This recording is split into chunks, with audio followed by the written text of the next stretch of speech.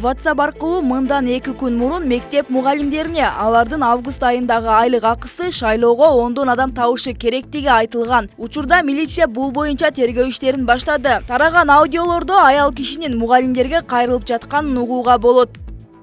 Эгер 10 шайлоочун бүгүнкү мугалимдердин, азыркы мен атаган мугалимдердин 10 шайлоочун чыкпаса, мектепке келбей эле кой, август айлыгын жазбаймын.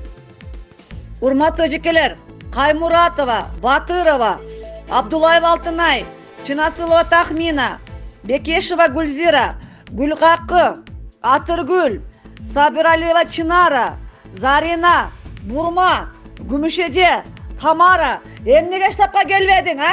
Неге силерге мен айткан сөзүм силерге таасир этпейт абы? Бар, азыр түндө болсоң барасың. Штабка барып, Нурландын менен байланышып, бүгүн азыр Нурлан жок болсо, эртеге барып 10 шайлоочун тактап койгон мага.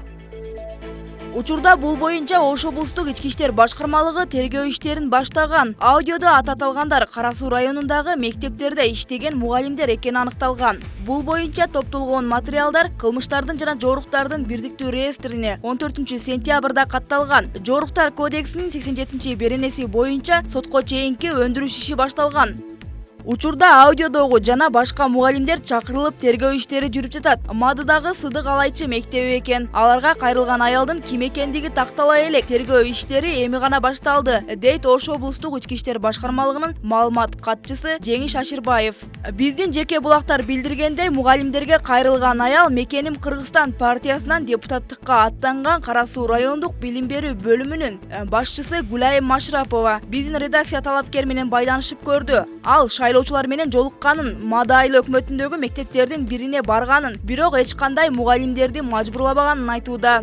Мен эч качан өзүм мугалим болуп туруп, сен ондон тап деген андай бюрократ аял эмесмин. Мен элдин добушун сатып, мен элге айтып атам, элдин добушун сатып алып, же өзүмдүн мугалимимди зордуктап ондон адам алып кел деп мен депутат болбой эле койдум. Сыдык Алайчы мектебинде ата-энелер мугалимдер менен жолугушууга бардым. Жолугушуу, кадимкидей эле жолугушуу болду. Мына ошол жердеги айтсын, менин ишенимдүү адамым болду.